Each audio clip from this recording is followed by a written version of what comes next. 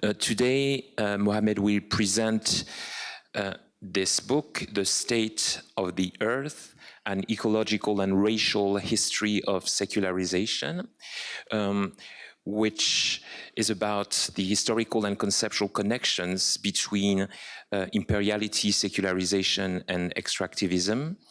The book was first published, I will circulate the books, of course. The book was first published in French as Des empires sous la terre and received in 2023 the Albertine Prize for Nonfiction, and it's currently under translation into Japanese. Is also the author of this book, Au bord des mondes vers une anthropologie métaphysique. The book is a philosophical discussion of conceptual assumptions about the ontological turn, and it's also under translation into English, Japanese, and Italian.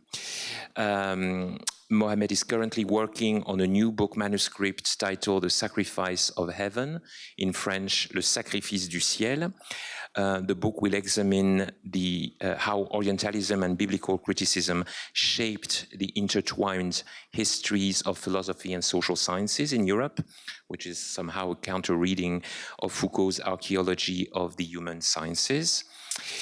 In 2024, he received the Salomon Faculty Research Award to pursue work on the metaphysics of Amir Abdelkader, which will lead to another set of publication on the Algerian Revolution, with the goal to challenge the boundaries between North Africa and the rest of the continent, and reactivating the disseminated legacies of forgotten Afro-Arab theorists and artists. Is also pursuing several projects around contemporary art, and last but not least, as a musician and performer, he also writes about the question of deafness and the politics of voice, and he recently performed at Art House in Buenos Aires. So it's a very busy man that we have today, so it's a privilege to have you. Thank you so much for being here. Please join me in welcoming Mohamed Amer Meziane. The fall of heaven has overturned the earth. Somewhere between 1789 and 1880, Western moderns wanted to make heaven real on earth. These moderns were not the Cartesians of the classical age or of early modernity. They had already morphed into something else, into industrialists, both very secular and very religious. They called for the end of the exploitation of men by men. This sentence, indeed, was not invented by Karl Marx, who actually borrowed it to a movement called the Saint-Simonians, a group he himself, Marx, and Engels called utopian socialists in the manifesto. But we forget the rest of that sentence. The end of the exploitation of men by men via and through the industrial exploitation of the globe. This, the entire sentence, was a spiritual promise of salvation, of making heaven on earth in ways churches and religions had failed in the dark ages of humanity. So the story goes, right? This is what they said. Hence, they claimed, the same movement, same industrialists, claimed that industry was becoming worship. The sentence is a gesture of secularization. It's not a secularization of theology, it's a theology of secularization. And it nurtures the very idea of the civilizing mission, namely a mission to convert not to Christianity, but to civilization, quote unquote, which for them meant industry. I say secularization, I do not say secularism precisely.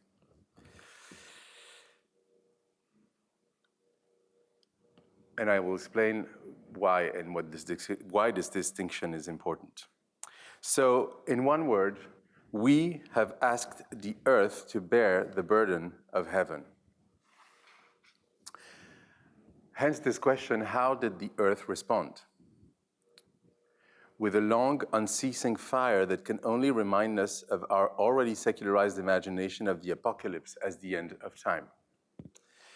Because sometimes the earth speaks like a dragon. But I want to tell another story of how the earth was overturned. A story, a history of the states of the earth, an expression I prefer to the Anthropocene, and that I used as the title of my first book, precisely because it names both the Anthropocene and sovereignty. This story does not recount the separation between or of nature and culture, of the human and the non-human, as usual stories of the Anthropocene presuppose. Neither does it assert that colonialism or capitalism are the ultimate driving forces of the apocalypse. I'll speak in points to deploy the argument. First, or one, the shift from the use of water to the use of coal in the British textile production corresponds to a transition from absolute surplus value to relative surplus value. The acceleration of the speed of production is thus at stake in the making of the fossil fuel economy. But the tipping point in the carbon era was a response, in my view, to the first laws limiting working hours in England. Hence, and this is the point I want to make, fossil capital presupposes a fossil state, which thus remains irreducible to a mere instrument of the capitalist class. And here, I say that because precisely historical reasoning on the emergence of climate change tends to confuse intertwinement between the state and, if you will, the capitalist class with reducibility of capitalism to the state. In other words, there is no carbon democracy without a carbon state. And there would have been no profit made via the steam engine without prior limitation of working hours by the state.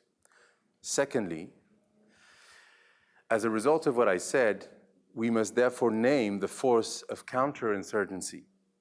Laws limiting working hours are counter-insurrectional measures through which the state and the law responded to the need to regulate violence by bypassing or short-circuiting, if you will, workers' struggle. The state regulated violence precisely also because it exercised it. Let me take another example. The first military and imperial use of steam took place during the Anglo-Burmese War of 1824-1826. The steam engine was first used for military and imperialist reasons before being used as a productive force within British capitalism in the metropolis. Hence, two accelerations are intertwined and entangled. The acceleration of the speed of movement in the conduct of warfare is thus prior to the acceleration of the speed of production by steam, even though they are interconnected. Colonialism is already at stake here, since cotton means plantations and slavery, of course. Hence, fossil capital presupposes fossil empires, but fossil empire precisely presupposes an imperial state. Wars, therefore, must be taken very seriously in what I propose to call the geopolitics of climate. More precisely, I argue that the proxy wars between the British Empire and the French Empire were crucial in the making of the Anthropocene. The fierce competition between these two empires can be seen as the military imperial matrix of the fossil economy, and therefore of the massive emissions of carbon dioxide into the atmosphere. Hence, the major, or one of the major geopolitical questions of the 19th century, which we describe conventionally as the Eastern question, is also a climatic set of events. The geopolitical is also geological. In 1840, the Ottoman Empire's war of repression against Muhammad Ali's claim to autonomy in Egypt led to the first massive use of steamships in warfare. Not the first, but the first that was more massive than the Anglo-Burmese War, if you will. However, it should be noted that this was precisely an outcome of geopolitical competition between these two empires that included proxy wars precisely between France and Great Britain, even though, of course, this specific war is not reducible to a simple proxy war. However, of course, France supported Egypt, while precisely the British Empire supported the Ottomans precisely because of the need to secure its connection with India. So in other words, what I'm saying is not that 1840 was a proxy war, but I'm saying that 1840 cannot be analyzed without taking into account the broader landscape of what we call the Eastern question at the time. This question started during the late 18th century as the Ottoman Empire started losing wars against Russia, and when precisely the British started colonizing India. The French responded with the expedition to Egypt, which also involved a massacre in Jaffa. The inter-imperial system of states, the European triarchy joined by the United States later on, have brought us into the Anthropocene. Such are the states of the earth. Thirdly, I therefore invite to write an environmental history of Orientalism in its relationship with the forces of capital. It has not been sufficiently noted that Orientalism is first and foremost a process of secularization before becoming an imperial and colonial force or instrument. It happened from within theology and biblical studies. 4. Vietnam, 1882, a voice reported to a French colonial officer said in essence, "The coal mine you want to exploit is the body of a dragon." The officer wrote to the governor that the dragon was a superstition that has been invented against the French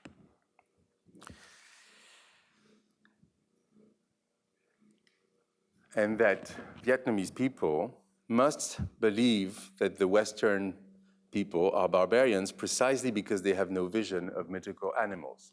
This is the discourse of the colonial officer on the metaphysics of the dragon on the ground. Not so long ago, European miners were still terrified of descending into the bowels of the earth, certain that they would encounter demons underground. Robert Boyle himself gives us a testimony of that in 1665 in some of the inquiries he dedicated to the Royal Society. 5. The disenchantment of the world is a disenchantment of Europe through the return of colonialism to the metropolis. This was followed by the secularization of the empire itself, established against the British by Napoleon when he declared in Egypt, quote unquote, "We are true Muslims." It's a secularization to the extent that you don't try to convert people to Christianity, you convert yourself to the religion of the so-called natives. Secularization is a cog in the wheel of the primitive accumulation of industrial and fossil capital as it emerges during the late 18th and 19th centuries on. Which means, literally what I mean is that the conditions under which capitalism could emerge cannot be explained by capitalism, this we know. But what Marxism as a tradition that's not only Western, that is Western and non-Western, has not been able, in my view, to conceptualize the role of political theology in this process of primitive accumulation, which I consider as both a primitive and an initial and ongoing accumulation of capital.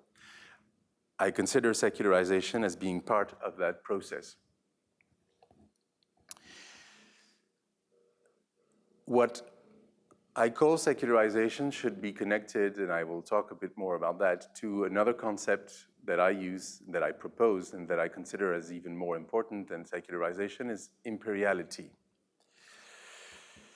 For now, I will just say that the imperialization of power is part of the coordinates of that initial and permanent appropriation of the celestial, terrestrial, and subterranean worlds by the church, the state, and capital.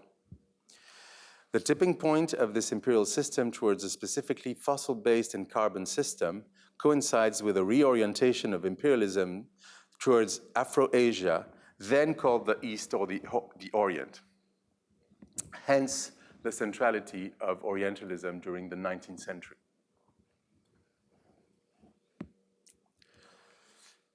Imperial Orientalism is also a carbon Orientalism, and it acts by means of a disenchantment that is not Weberian.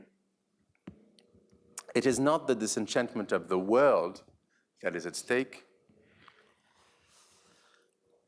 but it is a disenchantment by imperiality and a disenchantment of empire. And it is not a disenchantment of the world, it's a disenchantment of the soils and the subsoils. Not that the dragon I was mentioning is dead. It is just beginning to spit the incessant fire that might soon burn our globalized civilization.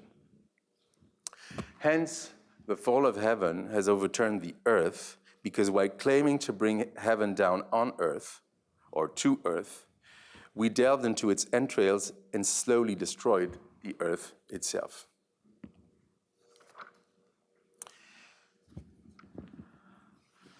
So why the Secularocene, which is a concept I want to propose tonight?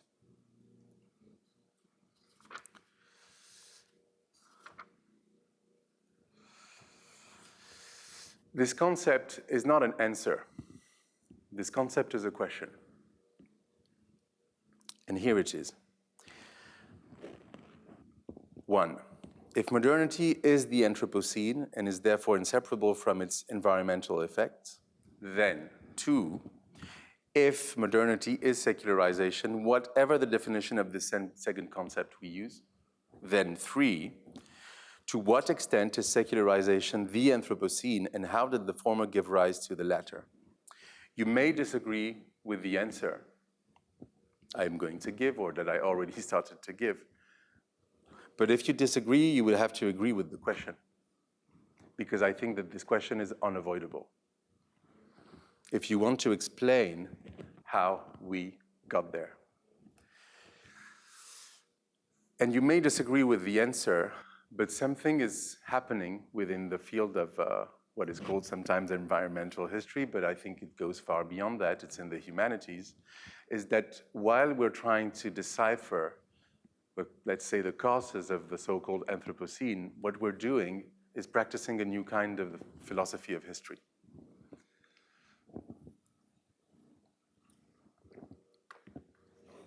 Each of the different interpretations that one may have of the Anthropocene presupposes a certain narrative of history at a global level and at a global scale.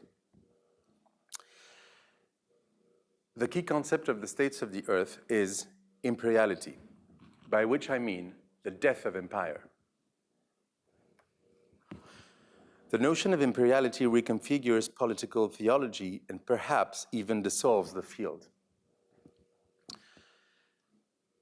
I claim that Christianity is not a historically rigorous category. There are only situated Christian worlds, Christendoms, and none of them can be seen as embodying Christianity as such. Hence, Western Christendom can be seen as a specific hybrid of Rome and Christ. The death of God, therefore, was opened, if you will, by the death of empire, namely of the medieval Christian Roman imperial unity of Christendom. Foucault approached that conceptualization when he was slowly creating the concept of governmentality. But however, the conceptualization of governmentality never led Foucault to formulate the concept of what I call imperiality, which is different. For Foucault, the death of empire corresponds to the birth of governmentality to the extent that colonialism emerges in the ashes of empire. The simple thing that I add is that the death of empire doesn't mean that there are no resurrections, and that the resurrection of a deceased empire that is made impossible by colonialism is permanent within the very language of sovereignty. One sentence is an example of that. This realm is an empire. A typical monarchical sentence, which shows that the claim of sovereignty is inter-imperial because you claim imperiality or the imperial title against other sovereigns. This is specific to the West. It's because the empire is impossible that there is imperialism. Secularization, therefore, if we go back to the first concept, is an effect of colonial imperiality, not an outcome of Christianity, as precisely industrialists claimed in the 19th century. Christian moderns have asked the earth to carry the burden of heaven, precisely when they sought to realize the kingdom of God on earth, or even, in some religious versions, to accelerate the end of the world and the return of Christ. So, of course, what I call secularization is not the decline of religion. And what the contemporary uses of the book of Daniel and the apocalyptic language it gives birth to is just one facet of what I call secularization, which is an internal transformation of religious traditions themselves as they adapt or literally participate in extractivism. Hence, manifest destiny is not the opposite of what I just analyzed and not the opposite of imperial secularization. It's one of the major examples of imperiality. You claim that you are the representative and the agent of God on earth, and you take a land. When we talk about secularization, we need another concept, and this concept is confessionalization. The United States of America are the product of a confessionalization of religion and politics that I analyze in chapter 5 of The States of the Earth, which people don't always read,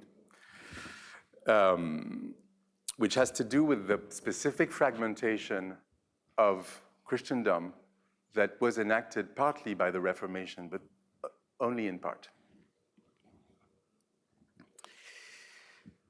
So,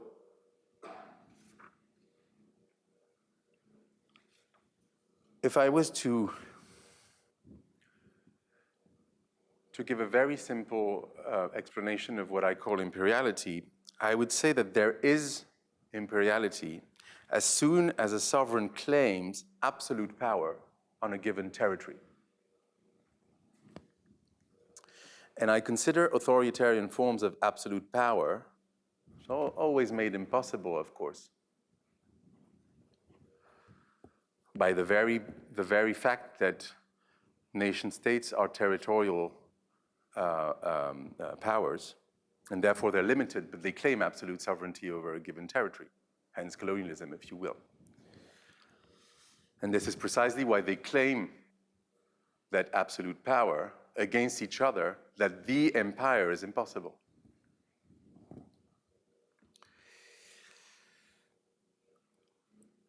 So I consider that specific forms of absolute power can be seen as secularization of an imperial claims, whose longer history, if you will, goes far beyond 1492. You could go back to the Crusades at least, because the Crusades is literally the imperialization of the church. The Pope claims that he is an emperor and that therefore he doesn't need the mediation of the actual emperor of the Holy Roman German Empire, let alone of any other king. The kings are going to play the exact same game.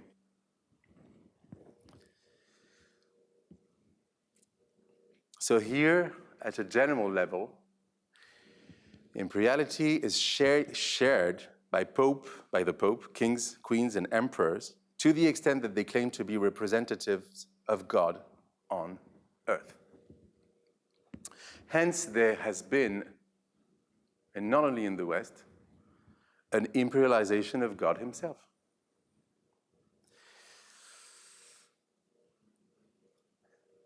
And I argue that we must de-imperialize our idea of the divine by stop calling him or it a king, a father, and to stop seeing its sustenance of the infinity of worlds as a kingdom, precisely.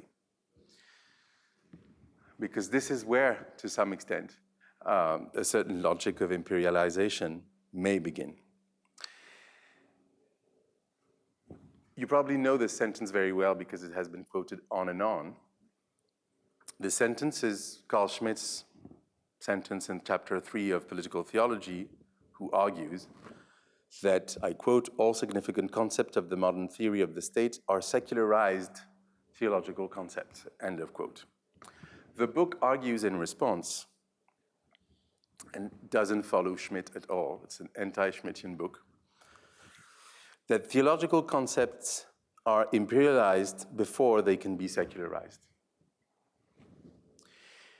In other words, all significant concepts of the modern theory of the state are imperialized theological concepts, and therefore the secularization of theology in modern politics is the result of the colonial becoming of imperiality, and that therefore imperiality gave birth to a theology of secularization.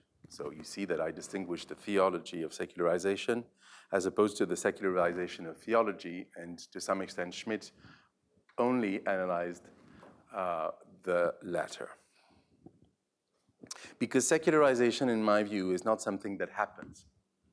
It's first of all a command. Something that some people say about what they do, and something they urge other human beings as well as non-humans to do. This is why I call it an ordre, because in French, an ordre means both a command and an ordering. It's a command that reorders the planet.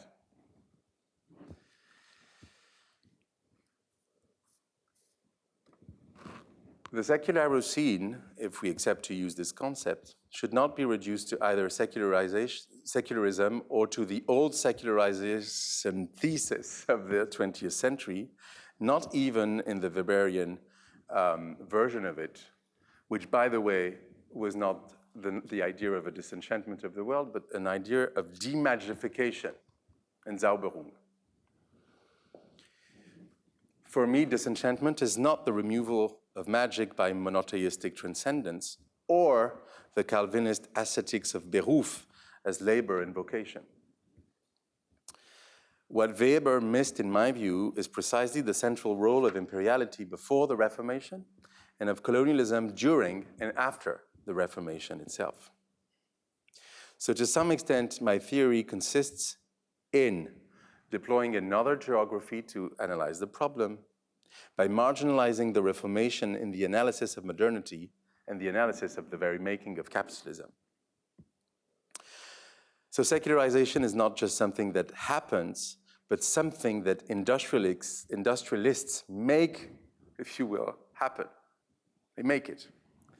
It's a discourse that corresponds to a practice, extractivism, but with real consequences in what we call the environment. The actors themselves are saying that they're making Christianity real on earth.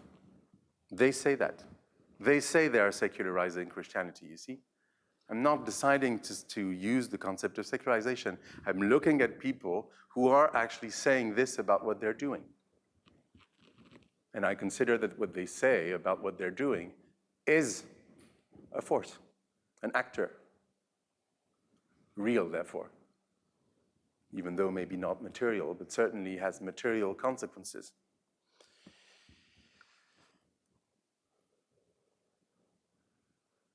Hence the fact that secularization is a command to make heaven real on earth through the exploitation of nature, but because it's an exploitation of nature, it's real.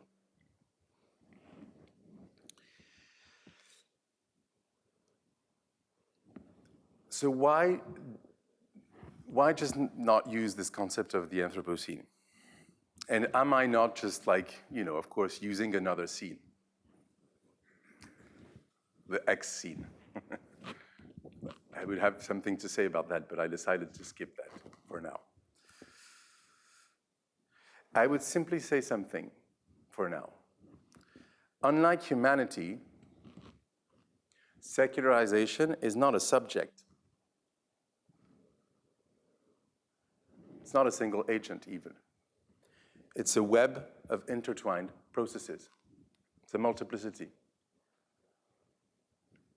Hence, neither the secular nor secularization can be held responsible for the climate crisis. To attribute responsibility to something, it has to be something or someone, actually someone. So the grammar of that question, in my view, should be destabilized. Destabilized to write history. Of course, you could tell me, but we need that to have a politics, right? To change the world.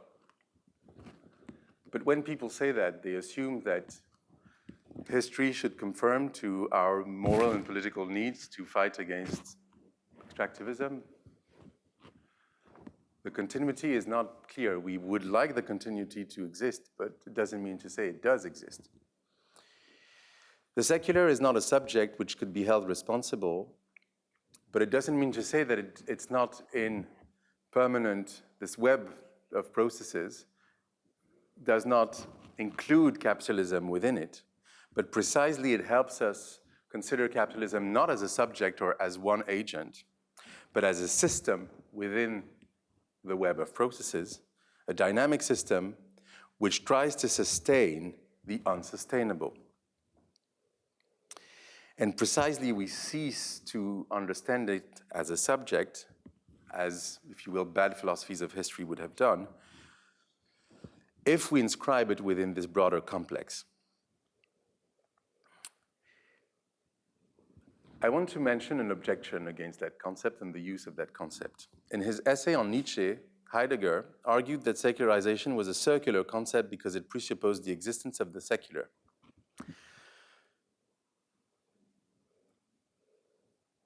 Hence, it's an impossible concept because the secular should be considered as prior to secularization. But the problem is that secularization is precisely a way of explaining the emergence of the secular, so it's circular. I think that this is the most important and interesting objection against the concept. I'm not going to go into the easy objections I get, which are really based on a misunderstanding. Oh, but look, there is still so much, I don't know, evangelicalism or any kind of religious fundamentalist movement that you could point to. Say, look, so it contradicts your argument. If you followed me, it does not. These are also outcomes of the world we live in, and they are not less modern than we are. Because modernity is not a normative concept. Here is what I respond to Heidegger. Yes, the earth is prior to secularization. We know that. It is actually prior to humanity, isn't it? However, secularization is the becoming secular of the earth. Just for a very simple reason is that we talk about the secular, we refer to the earth. What else could it be? However, the secular is an effect of secularization to the extent that it refers to the earth as it is transformed by extractivism. In other words, it simply names the Anthropocene. Hence, Heidegger's objection against the concept of secularization is simply dissolved if we allow ourselves to practice a philosophical history of the Anthropocene.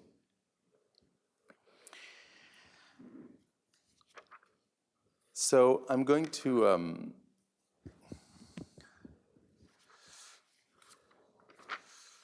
I'm going to skip a few cosmopolitical remarks because we would need some time for discussion. And I'm simply going to say a few words as a conclusion. You probably remember the sentence that to some extent is constitutive of the very making of Marxism, which is that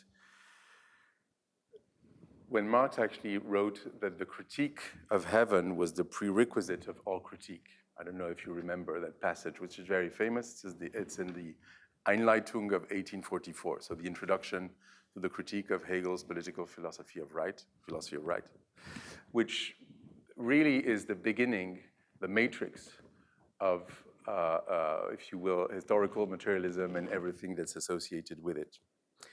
And of course, everything that I said is neither Marxist nor anti-Marxist. It's a dialogue with the dead that aims at reopening a potential philosophy that Marx assumed and never developed.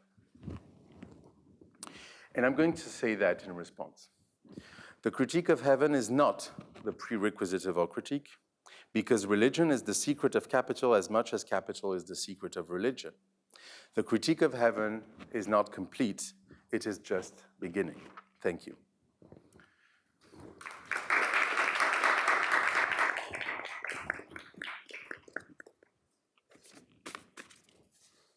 Should I stay here or not? As you wish. Maybe one first question to launch the discussion. The way I understand your presentation and the first chapters of the book is that coexist different modalities of secularization. One that you describe regarding a Napoleon strategy in Egypt, that is to say, to recommend a code of conduct and even consider the conversion to Islam of his soldiers. So first modality, and a second modality, which is not to convert or to try to convert people, but rather to make profane goods available to the people so that they find another form of enjoyment on earth with all the environmental consequences. So the broad question to launch the discussion is how, or can you develop on this particular historical aspect, how does these two sort of phenomenon or modalities connect? You explain also in the book that secularization is a sort of hunting presence for the modern state. So can you tell us more? The specific, yeah, thank you for the question. It's true that there is, of course, a chronological decision, and the book is also an argument about chronology or about the necessity to pluralize chronologies. Not really against Latin American decolonial theory, but in conversation with it. And I think increasingly, actually, even people scholars in Latin America criticize the overemphasis of 1492, right? Because it presupposes an undynamic view of history, because it presupposes basically that in 1492, all of a sudden, coloniality and modernity and capitalism, to some extent first of all, colonialism and modernity happen, right? But the problem is that there is no such rupture at all, right? It's actually a myth, it's the myth of Columbus that says that, right? So what I want to do is to try and see that there is no single origin of anything in history. There are beginnings, but beginnings always refer to other beginnings and so on and so forth, right? And it goes also the other way around. If you want to explain capitalism, I tend to think that the emergence of capitalism is late, or later than we think. What happens before can be seen retrospectively as condition under which capitalism is emerging, right? And you can have forms of capital without having a generalized capitalist system, which really happens during the 18th century. So from this perspective, secularization and capitalism go hand in hand from that perspective. So 1798, the expedition to Egypt is a way, if you will, of rewriting part of the history of the French Revolution outside of France. Of course, I'm not saying, of course, that the French Revolution began in 1798. I know that it began in 1789. What I'm interested in is to understand, to some extent, a very classical problem of political philosophy, right? Is to understand how a revolutionary process, such as the French Revolution, led to a certain kind of state, right? How it was stabilized within a political order, right? And this is where imperiality comes back, because I'm simply trying to understand why the first stable order to which the French Revolution gave birth is not a republic, it's an empire. It's called the First Empire. And it's the first empire of what? I would tend to say it's the first empire that claims to be secular. That's new on the face of the earth, right? But interestingly, it reclaims an imperiality that is completely transfigured, if you allow me this word, because it becomes a form of imperiality that does not claim to represent God on earth, which is very new. I sometimes say that the empire the empire of Christ was literally deployed against Christ himself, right? And so this happens with Napoleon in Egypt, vis-a-vis Islam.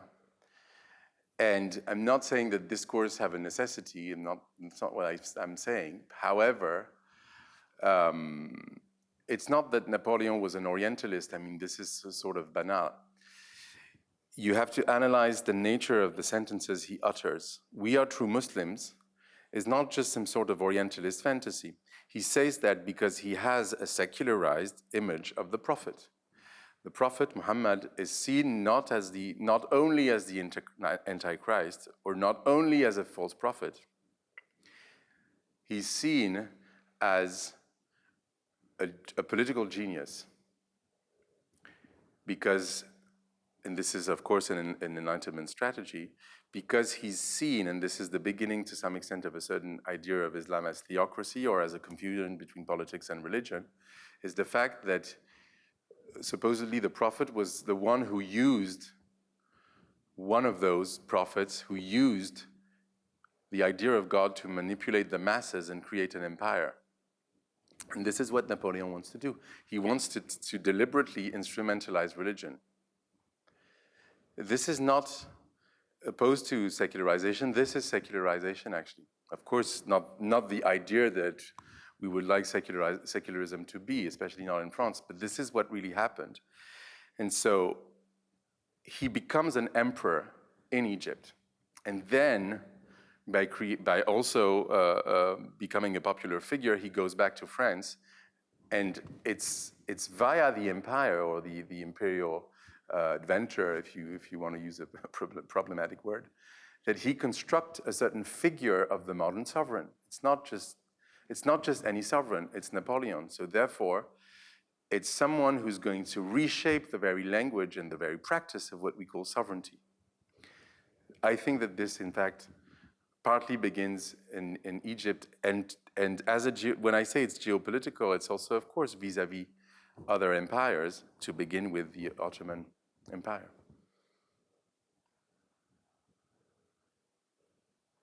Thank you very much. I don't know if I actually need the mic for that. Maybe one follow-up question, and then I will open the floor for questions. There is also an important element that you mentioned in the book, and that was not present in the talk, and I really enjoyed your arguments, so I would like you to say more about that. It's the role of the philosophy of Hegel and how it's circulated when God becomes a man. Yeah, that's part of the, thank you for that question. That's actually the next chapter in the book, which is that I did realize, and I mean, of course, of course, you know that you have noticed that the argument is very broad and is deliberately philosophical. However, it really came from years and years of archival research, yes, but I would just say in a more humble way, just bringing together separated histories and historical documents. So the links I'm doing conceptually are expressions of a very long sort of subterranean process of connecting archives with archives and with archives and other archives. One of the things I discovered very early on was that there was a French Hegelianism, and that French republicanism, the early one, that is to say, people like Michelet and Diarquiné, so that sort of begins in the 1840s. And of course, they're going to be very active during the Second Republic, and then, of course, the regime will be overthrown by the coup d'etat by Napoleon III. When you read what they say, especially to justify the conquest of Algiers and of Algeria, they actually draw on Hegel's philosophy of history, right? And Quinet, actually, who's seen as, rightly so, as a forefather of French laïcité, is Protestant. And he has, it's not just that he's Protestant, hence Protestantism leads to modernity. That's the Weberian, very simplified Weberian narrative that I'm trying to counter, is that the very idea of the exception, the secular exception of France, is something that it's not a sociological analysis. It's a category that actors themselves, who were reformers, deployed to say, precisely because France is not a Protestant country, and precisely because Protestantism is supposedly the essence of modernity, Hegel argues, we have to do something else because we're not Protestants. So we have to create something else. This is laïcité, right? So it's a substitute for the absence of Protestantism. It's not what I'm arguing. And this is what I'm trying to do, is that I'm trying to say, if this is what you have to argue, then you're just simply repeating what you should be analyzing, right? That is, say, what the actors say. This is an ideological construct, if you will, to put it in a very limited way. So it's something we have to explain, not something that we have to take for granted, right? And yes, this comes from the fact that there is a French Hegelianism. The other, of course, trajectory is the Saint-Simonian movement, on which I could say more. But to take an example, one of them called Gustave d'Eichthal, for example, who also was very influential in this is the thing. This group of people many of them became colonial administrators, engineers. Some of them were industrialists. Some of them were absolutely active in the introduction of capitalism in France during the Second Empire, and so on and so forth, right? This Gustave d'Eichthal met Hegel in Berlin, right? So yes, Hegel is not just some sort of abstract philosopher. He's someone whose philosophy gave birth to, let's say, a certain ideological language of the elite during the 19th century, at least until the 1870s. And Marx, of course, is therefore the heretical becoming of that tradition. So the paradoxical and strange dimension of the book is that I'm trying actually to look at the categories of the philosophy of history, which are also the categories via which we write history, the history of modernity. I'm trying to look at these categories as being part of what I'm trying to analyze, right? Therefore, of course, I'm doing a history of concepts and a conceptual history of how these concepts themselves emerged, which is why I need to find other concepts to avoid the trap of just redeploying the categories of the actors, if you will.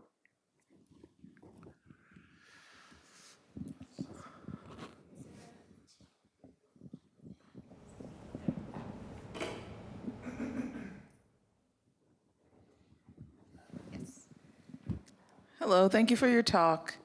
I'm wondering if you think a critique of heaven maps onto the current fetishization of space. Huh. Like, it feels like it's a compensation for that critique, is this look upward, but it's a different, it's a different, yeah, it's a different So way. you mean Mars and so on going, or what? Right, because it's a kind of imperial Yeah. ambition as well, Sure. I think. You know, I'm going to say what I said, and thank you for that question. I'm going to say what I said, hopefully very simply. Yes, I do believe that what you just mentioned and many things that we attribute to recent developments of you know, certain how do we call them, ultra-rich people from California and so on and so forth, or the tech or so on, and all the kinds of fantasies that people want to sort of try and enact via AI, sometimes it's like fantasies of immortality. What you just described is something of, you know, unlimited sort of expansion. To me, all these are modes of imperiality. They're imperialism for sure, but the problem is that this is too limited because I'm trying to say that imperiality is both imperialism and the fact that you're trying to be God on earth. And that this will is, when you analyze it as simply religion, is simply limited. Why? Because the very category of religion was created by this imperial trajectory. Religio is the Roman concept par excellence, and then was Christianized. So if you want to understand why we're still there, because this is not really new. I mean, of course, there are new configurations. I know that. I'm not saying that, you know, since Constantine it was all the same. So of course not. If I thought that, I wouldn't, you know, try and do some historical forms of reasoning. However, we tended to think that the world we live in is, you know, somehow some sort of new. We jump on the new very easily, let's put it that way. So yes, I think that it's not just religious, right? It's the fact that a certain idea of God is transferred somewhere else. So yes, there is this logic of substitution that you're talking about. So my answer is completely yes. However, I maintain that there is this imperial mediation, right? Always. And so what is interesting is to think not just of capitalism and religion, right? Is to think about the fact that capitalism always functions with more than simply itself and more than simply economic causes. Because once you have money, you don't really care about money as such. You care about the dream of making an absolute or becoming absolute on Earth. It can be monopole of a market, right? It can be, as you say, going to Mars. It can be trying to be immortal. All these things come from where? You think they come from the imagination of these people? No. They come from centuries and centuries and centuries of heaven. So yeah, it's that transfer. And so I'm simply arguing that people think they're beyond God or the need for heaven and so on. If you find someone who's able to tell you that they don't believe in God because heaven just makes no sense and they want to live without that idea, then fine. To me, that's even more, this form of atheism is more mystical than the other I'm trying to criticize. Hence, I'm not criticizing atheism. I'm criticizing the fact, not of saying that heaven doesn't exist, but of trying to make it here.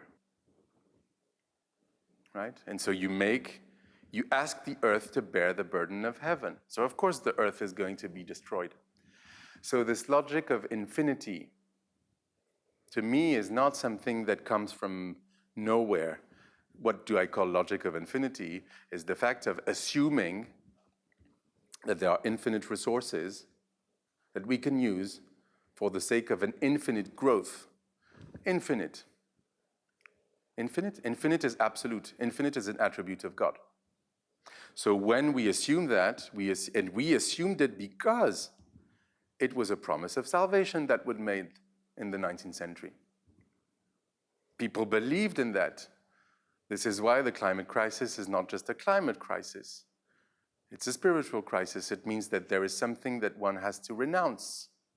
And I think the only possibility to renounce it is either to say that it's really inaccessible, heaven, or you simply dissolve it, the idea.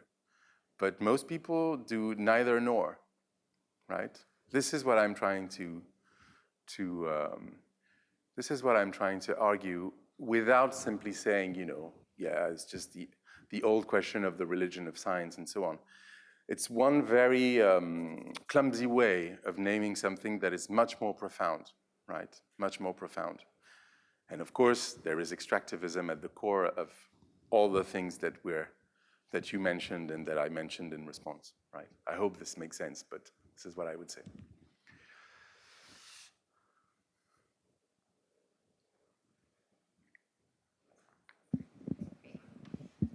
Thank you. Thank you very much for your talk.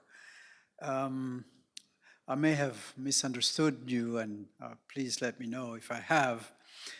But I thought that somewhere you were arguing that secularization was instrumental to the colonial project. And I wondered, for one thing, whether that applied only to monotheistic religions, Right. or whether it was true of even non-monotheistic. Yeah. And you can imagine what I'm thinking about. Yes. What happens in Egypt is very different from what happens in Central Africa. Absolutely.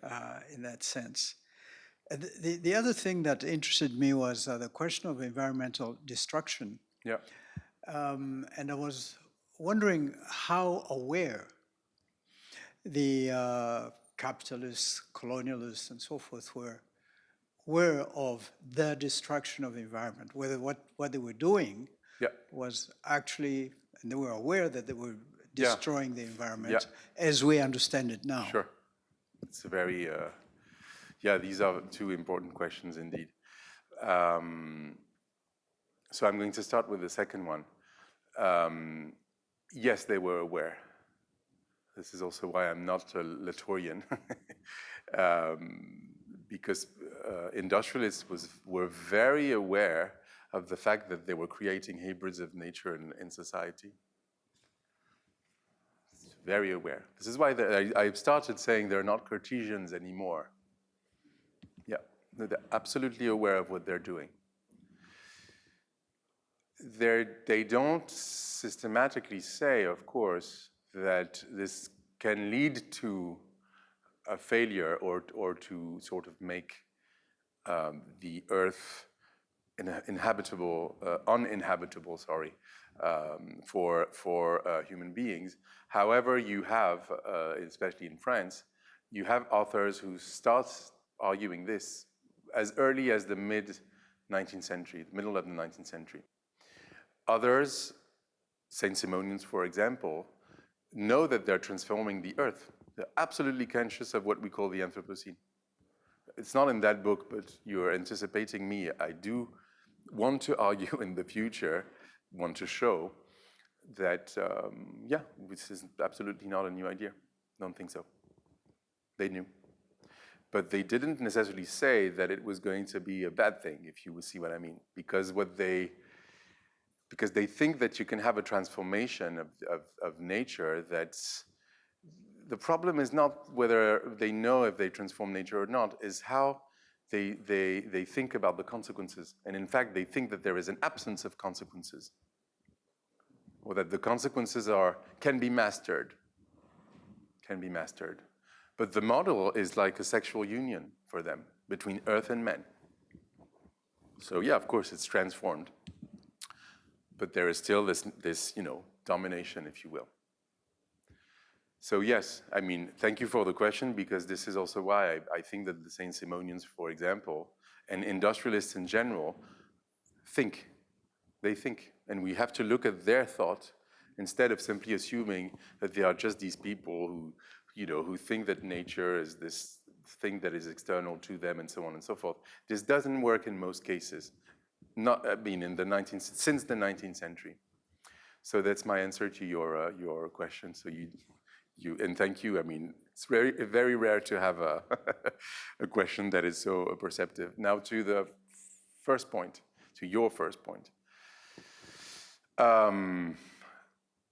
So I tried to make that clear, but it's normal that it comes back as a form of objection. And I also hear that yours is not as general as some people who say, I don't know, you look at Saudi Arabia or look at, basically you could come and tell me, but look, it's not secularization because there is this or that religious movement and so on. So two things. If I said that secularization is linked to confessionalization, confessionalization is what? Is the fact that after the Reformation, Christianity changed. Why? Because there was a fragmentation. Nobody's Protestant, doesn't exist. You're either Lutheran, Calvinist, and so on and so forth. And of course, in the US, it intensified even more because it's absolutely fragmented, right? People who are Christians have completely different denominations or completely different confessions, right? This is the process of confessionalization. It's internal to the religious tradition called Christianity, but in a situated place, which in that case is Germany, and then of course England, the United States, Sweden, you name it, and so on and so forth. So of course, why do I say that? Because it has an impact on the missions and the missionaries. When I analyze France, for example, you're right that the expedition to Egypt is a very specific example, but it's not the only one I'm analyzing. Because you're right, the expedition to Egypt is to some extent the ideal type of a secular mission, which never really happened in such a way afterwards, right? Because they didn't bring missionaries, because they were not in competition with missionaries. Algeria, though, 1830, the French state was in competition with the project of the Catholic Church. The Catholic Church, the Roman Catholic Church, wanted to deploy a missionary project in Algeria, convert massively Muslims and Jewish people of Algeria to Catholicism. This was immediately countered by the colonial administration. Why? Because of Napoleon. Because the structure of the state, the French state, was already secularized, right? Via controlling different religions that were publicly recognized. It was not a separation. It was not laïque, right? But it was already secularized in a specific way. And this is what was deployed in Algeria to control the religious organizations and, of course, to control and surveil Muslims and Islamic authorities, right? It doesn't mean to say that the missionaries were not there. They were there. But they were not, it depends, of course, on the moments. But on the whole, they were very controlled. They were surveilled. And sometimes it was absolutely forbidden for them to try and convert anyone, right? So missionaries can be there, but not be allowed to convert. Yeah. They can learn the language. They can do social, like, help the poor and so on, especially in rural areas. This is how they were used. So secularization of empire here is the new dynamic of power between secular colonial administrations and missionaries, if you will. But when you look at other places, and you're right, because there is something in what you said that's very important and that I talk about in the book, even though it's not at the very center. I am who I am and I speak from where I speak. So of course I emphasize certain cases more than others, right? Even I think the French and the British actually had that. It's true that there was something specific to the perception of Islam. And even if you go, I don't necessarily recommend going there, but going with them. But if you look at what you say evangelists, right? What they think of Islam even today when it comes to evangelizing or converting people in the Arab world, they think that Islam is complicated because it's too close to Christianity. So therefore, Muslims are very difficult to convert, which is something that people started saying in the late 18th century, Orientalists, if you will, people who influenced actually Napoleon. And it is this idea of the inconvertibility of Muslims. That's very specific. Specific, yes, but central also. Why? Because this notion of inconvertibility to some extent is the matrix of race, provided you look at the Reconquista as the matrix of race. The inconvertible blood, right? They converted Jewish people and Muslims in Spain, right? They were called conversos, they were Christians. However, there was this law that said they're Christians, yes, but they have an impure blood. What is impure blood? It's not blood. It's inconvertibility. What happens during the 19th century is that they say, it will remain inconvertible, let's stop trying to convert them. But you're right, that they're going to see what they're going to, what ethnographs and anthropologists are going to start calling what? Animism, to some extent totemism. It comes from later. It's a bit late. The category is late, but animism for sure. You have totemism. You also had this idea of fetishism that actually is a category that emerged to describe so-called African religions as early as actually it's a very, fetish is a very old category. Fetishism, I think, is 18th century. If we think about De Brosse, and so on and so forth, you have other isms that basically refer to what colonial anthropology considers as quote-unquote primitive religions, non-monotheistic, which are both seen as less threatening, exotic. They can be fetishized for that reason, because they're seen as convertible people, right? And hence, right? They're going to deploy missions, that's true, in regions that they consider as less, if you will, less monotheistic precisely, right? So, and it happens from within Algeria. This is why Imaziran sort of populations, these people that they started calling the Berber or Kabyle, considered as more convertible because they thought, yeah, they converted to Islam later, and fundamentally they're sort of either animists or they are repressed Christians. So we have to convert them. So you always, when colonialism posits an inconvertible subject, it always posits a convertible subject, right? As the good ally of colonialism. Sometimes, of course, it was women themselves, right? In some versions of, if you think about the dévoilement and things like that.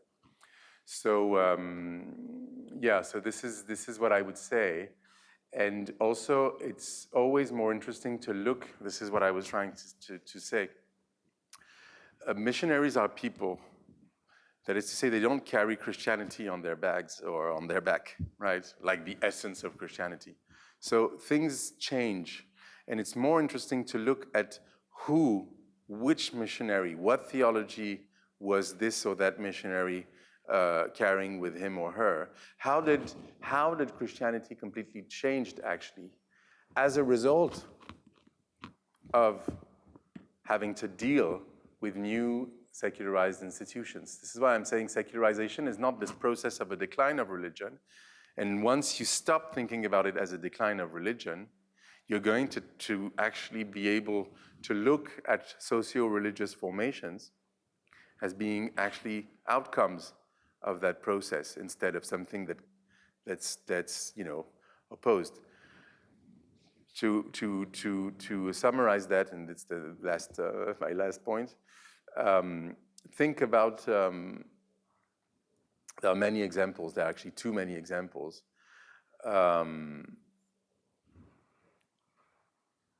going to take the most simple one.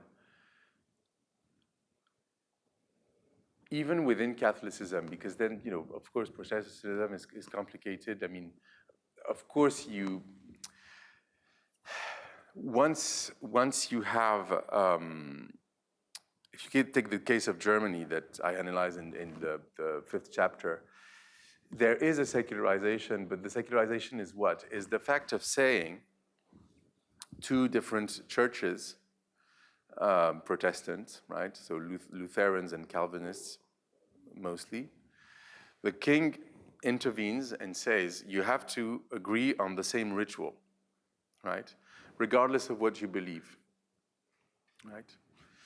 So you have this sort of separation, if you will, between belief and practice, and it goes in two directions. It means that you can increasingly believe without practicing, but you can also increasingly practice without believing. So there you see why secularization is internal to religious formations, because once you agree that there is no such thing as religion, which I consider, but only situated religious formation, situated socio-religious formations, then of course they change. Can I just follow up a little bit? I don't know, maybe it's to emphasize what you say. But I have two examples. Jomo Kenyatta of Kenya is supposed to have said about religion that the missionaries came with the Bible in their hands. Now we have the Bible in our hands and they have our land. In other words, they have taken over our environment, but they've left us with this thing called religion. And if you look across the continent of Africa, that is, religion just dominates everything. That's one. The second example is Leopold II of Belgium.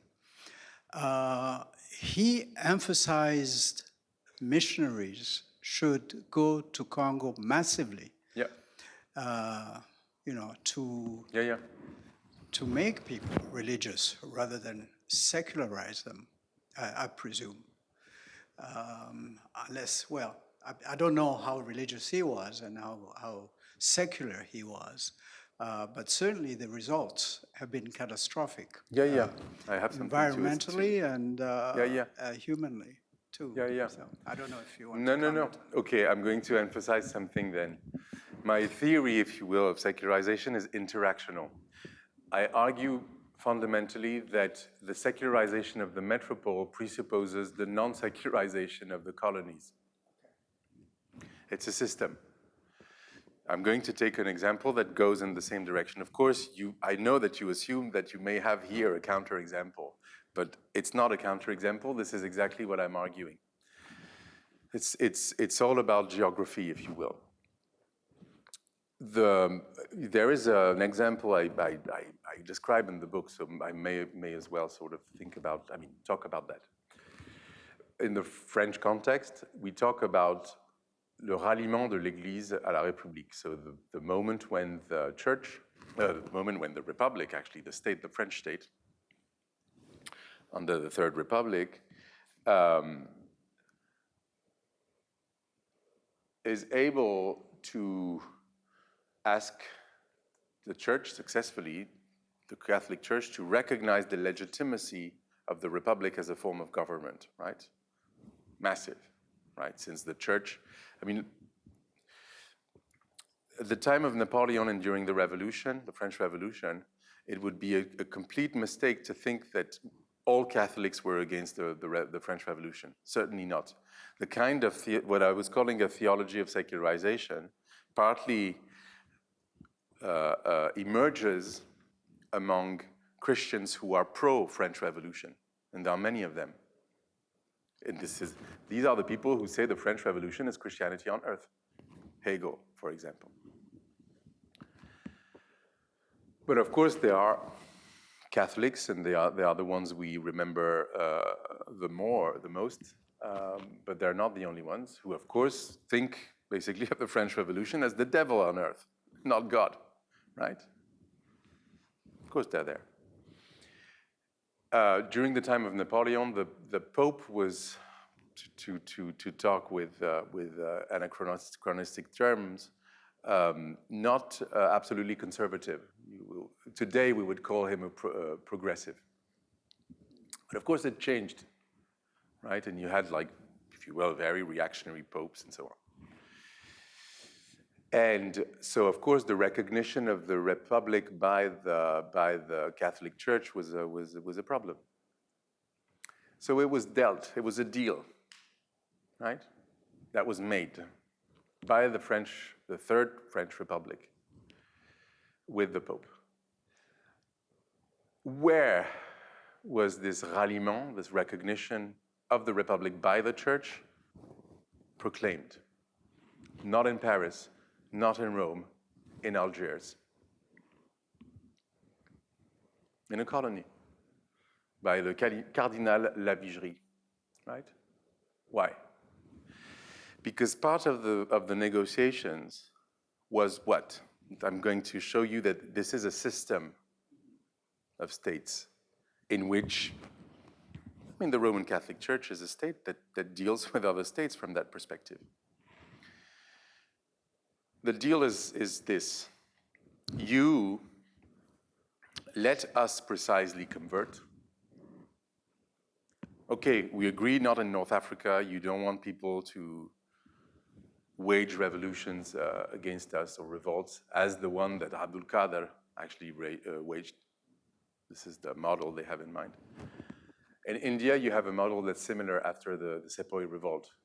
Do not try to convert Indians to Christianity. It was a matter of public order. It's strategic. But what did the church ask? Especially with Lavigerie being central to that. However, you let us convert people in West Africa and the rest of the continent. So the authorization of missionary practices and activities in what is called sub-Saharan Africa until today comes also from the fact of dealing with the French state, right? And of course, that this ralliement or recognition, if you look at the metropole, it contributed in the secularization of France. So the fact that you send missionaries to Africa is actually what creates the possibility of secularizing France. That is what I argue, not the fact that they brought secularization everywhere in the world. This is not my argument.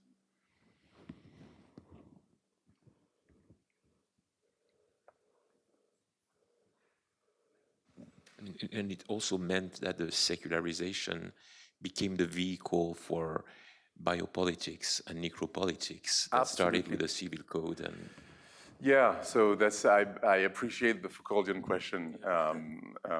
Strangely, people have not sort of noticed maybe that it's a response to different people, but of course also to Foucault. Yeah, I mean, I must say, maybe I must confess that I don't use the word biopolitics or necropolitics, because I think it has become some sort of habit, citational machine. Whereas I think that if you really want to get at what is interesting in Foucault's, it's not really an argument, it's a very experimental form of philosophical history. And this is why I do this, is that I'm trying to be faithful to the tradition without being, the kind of Foucauldian who says the genealogy or the archaeology of X or Y. I want to deploy a similar method And sometimes it means also taking some distances with some of the conclusions he formulated.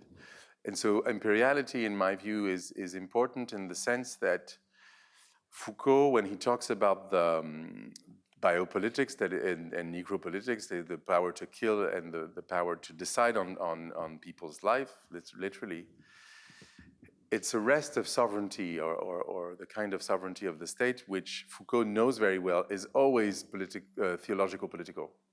Always theological political. The sovereignty is always God on earth. Always. This is what I call imperial.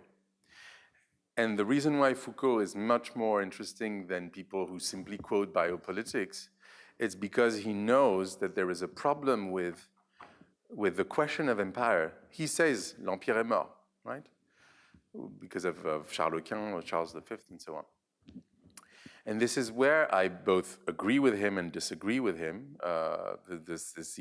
It's an internal or immanent critique, as any criticism I think should proceed if it's philosophical. And so here's the tension, is that on the one hand, Foucault wants to say governmentality has really not much to do with this old theological idea of sovereignty, which really is there, but is actually marginal since the 17th century because of raison d'etat and territoriality, if you will. And he says colonialism is just the outcome of that. This is the birth of Europe. Okay. But I don't think that Foucault explains, but he has to presuppose that there are traces of this old medieval sovereignty. So how do you make the death of empire and of sovereignty, therefore, the theological political sovereignty, compatible with, so the death compatible with the fact that this right, this old, as he says, the old right to kill, right? How do you make it compatible with that? Because actually the matrix of biopolitics, therefore, is not exactly governmentality. So it means that there is always a remain, a reste, that's something that resurrects. So for me, biopolitics is an outcome of what I would call imperiality, that in my view is this impossible resurrection of empire. And of course, you have very famous examples. Reich, after all, means empire. Napoleon. People who from time to time come back and try to resurrect the empire within Europe. Foucault knows that, by the way. It's almost a quotation I'm doing. It's bizarre that he therefore didn't see what I call imperiality. So to some extent, my demonstration is a way of taking Foucault very seriously, but lui faire des enfants dans le dos, as Deleuze would have said, right?